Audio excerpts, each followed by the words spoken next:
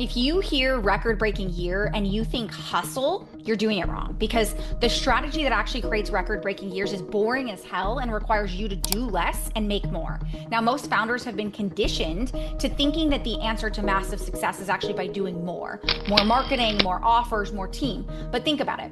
When you have 30 tabs open on your computer, does it speed up or slow down your processing speed? It slows it down because you're dividing the output. Now, the same thing happens in your business. So in this video, I'll show you the one system that gets you to a record-breaking year all by doing less. So if you're planning your 2026 strategy, pay attention because I'm about to show you is the opposite of everything you've been told.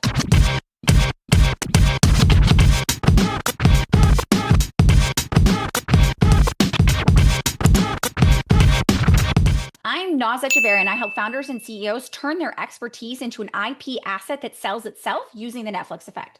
But let me show you why simpler is faster when it comes to business growth. Now, this is what most experts are doing right now inside of their business. You're dividing your effort across 5 different things: your marketing, your sales, your offers, your team, your operations, all different areas. Now, what happens is if I take this and I try to fill these 5 different cups at the same time, I'm going to fill each of these a little bit.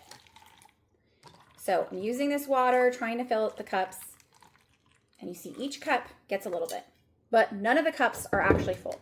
Now, instead, if I were to take 1 cup that I'm pouring into, same amount of water, and I pour it into this 1 cup, look what happens. I'm filling it all the way up to the point where it's practically overflowing, right?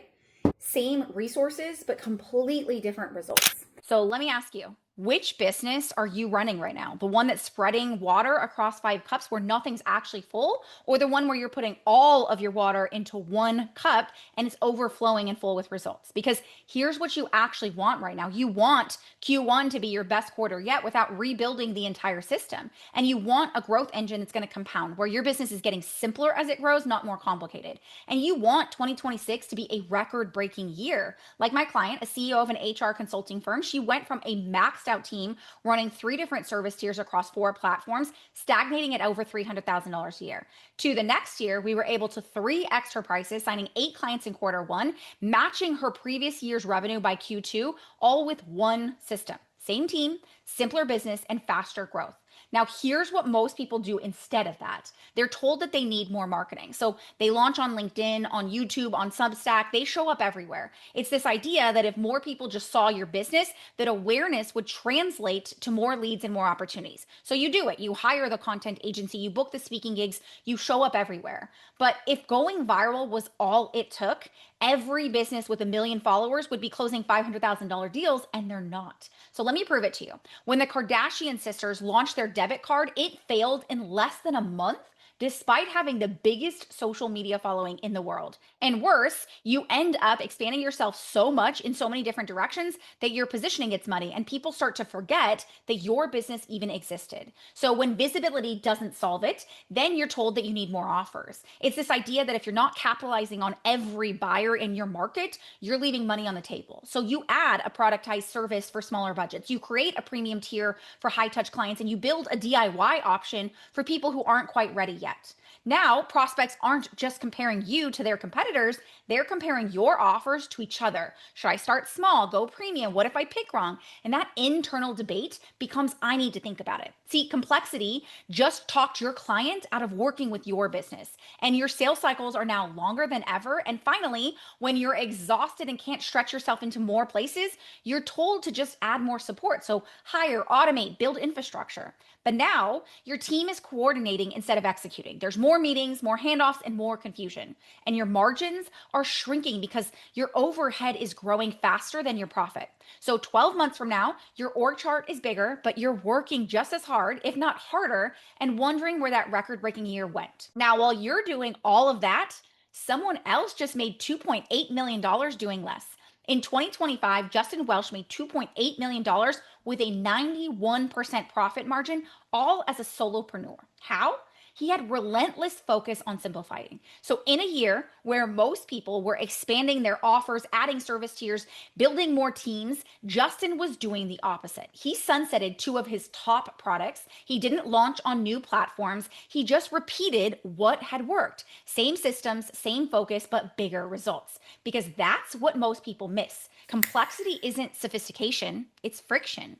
And friction slows down your execution because every new offer or new platform, every new initiative splits your focus. So nothing gets the attention it actually needs to perform. And it splits your buyers' decisions. The more options you give them, the slower they're moving. Now, psychologists call this the dilution effect. When you divide your resources across multiple assets, performance drops in all of them. 5 offers, 3 platforms, scattered marketing, you're diluting your effort. And diluted effort equals diluted results. And this isn't just theory, it's how category leaders operate. So In-N-Out Burger has had the same 4-item menu since 1948, yet they've had higher revenue per store than McDonald's, who has a 100+ item menu. Now, Apple also went from near bankruptcy in 1997 with 47 different products to the world's most valuable company in the world by cutting it down to 4 product lines.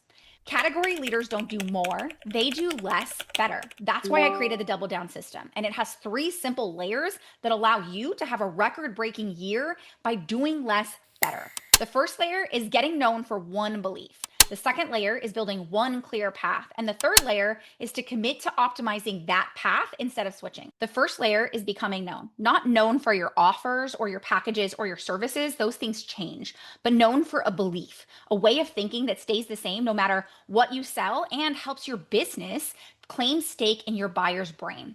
Because before someone can buy from you, they need to know what you stand for. Picture this. You're at a networking event, someone mentions a problem, and before you even speak, 3 people have pointed at you and said, you need to talk to them. That's literally their thing. You didn't pitch, you didn't have to convince, your belief preceded you. That's the known effect. Authority isn't created by volume, it's created by belief ownership. And the fastest way to become known isn't by saying more things, it's to say one thing so clearly and consistently that people associate it with you. That belief becomes the shortcut in the buyer's brain. Let me prove it to you. For Cody Sanchez, it was that boring businesses create outsized wealth. Now, that single belief made her the authority on buying cash flowing companies. And she's not the only one. David Ramsey believed that debt is the enemy. So love it or hate it, everyone knows exactly what he stands for. And that clarity built an empire. Or there's Gary Vaynerchuk, who took the world by storm when he said that attention is the asset. For years, he's hammered one idea over and over again. If you know how to capture and reinvest attention, you win. Do you notice the pattern? They're not known for doing everything. They're known for owning one lens, not a niche, but a way of thinking. Now, that belief becomes the filter that people use to interpret everything they say. It's why their content feels consistent, and it's why their authority compounds, and they don't need to convince. People already agree with their belief before they ever buy. Now, when someone knows what you believe, they don't need to think about it. They either agree with your belief or they don't. If they agree, they're already sold and the sale becomes a formality. If they don't, they self-select out before wasting your time. That's why belief ownership is faster than convincing. And it's exactly how we work with our clients. We help them carve out their own category by identifying the innovation already hidden in their work. Then we create the category defining theory, the belief that makes them the authority, not just another expert. And finally, we translate that into a proprietary and innovative method that shows exactly how they deliver on that belief. That's how you become known, not for what you do, but for the unique way that you think and solve problems. Now, once someone knows who you are, the next question is, what do I do next? Now, this is where most businesses end up losing momentum, not because their offer isn't great, but because they're sending buyers in 5 different directions. Download this, watch the webinar, book a call, join the newsletter, buy the course. Now, the moment the buyer has to decide which path to take, they pause. So when someone lands on your website, they're interested, they're ready to move forward, but then they see 3 different ways to work with you, your DIY course, your group program, your one-on-one, and instead of clicking ready to buy, their brain shifts into comparison mode. Should I start with the course or upgrade later? Is the group program worth it, or should I just do one-on-one? What if I pick the wrong one? Now, 5 minutes later, they close the tab. Not because they didn't want to work with you, but because you made them work too hard to figure out how. The more choices you give someone, the slower they move.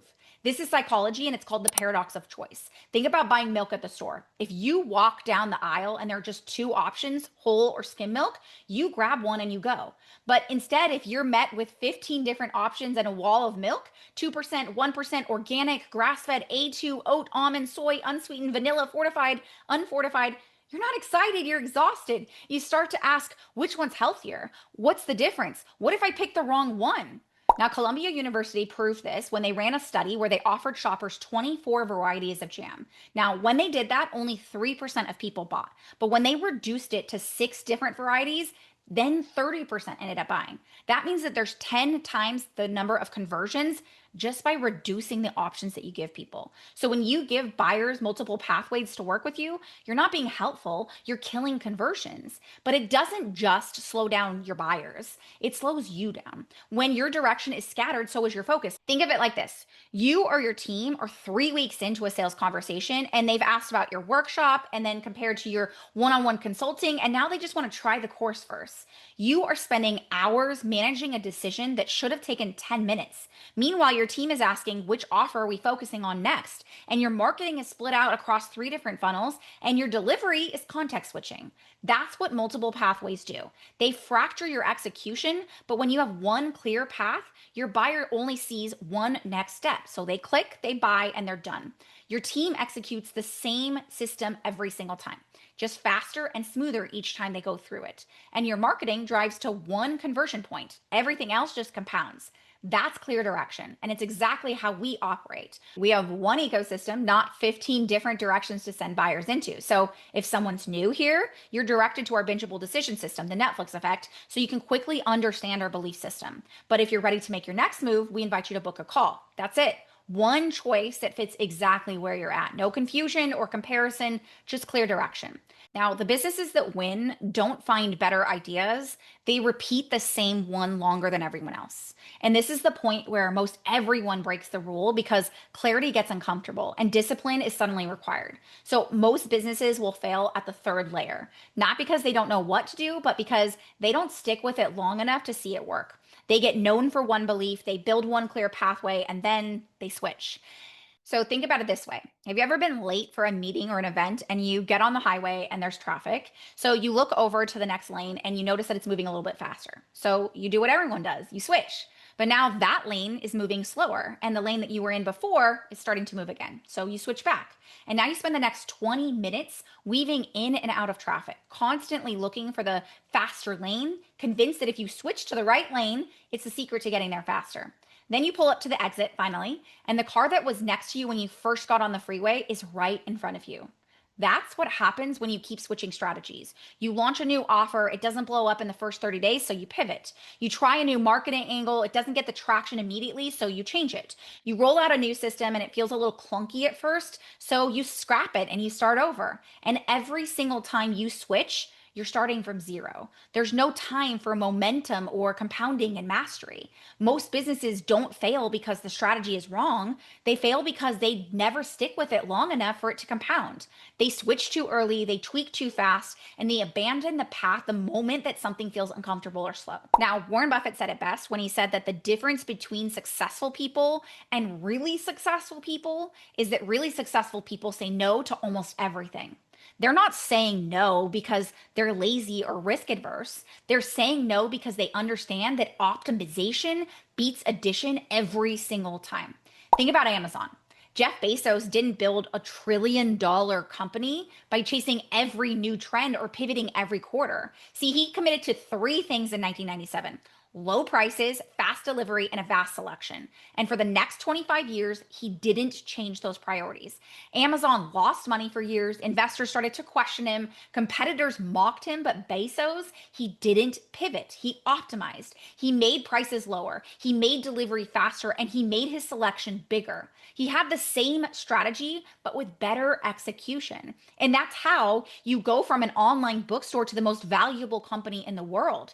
It's optimized commitment. commitment. It's not about finding that perfect strategy. It's about committing to one strategy and perfecting it through iteration, not switching lanes, not chasing shiny objects, not rebuilding every quarter, just running the same play over and over until you're faster, sharper, and unstoppable. Because here's the truth: the businesses having record breaking years are not doing more things.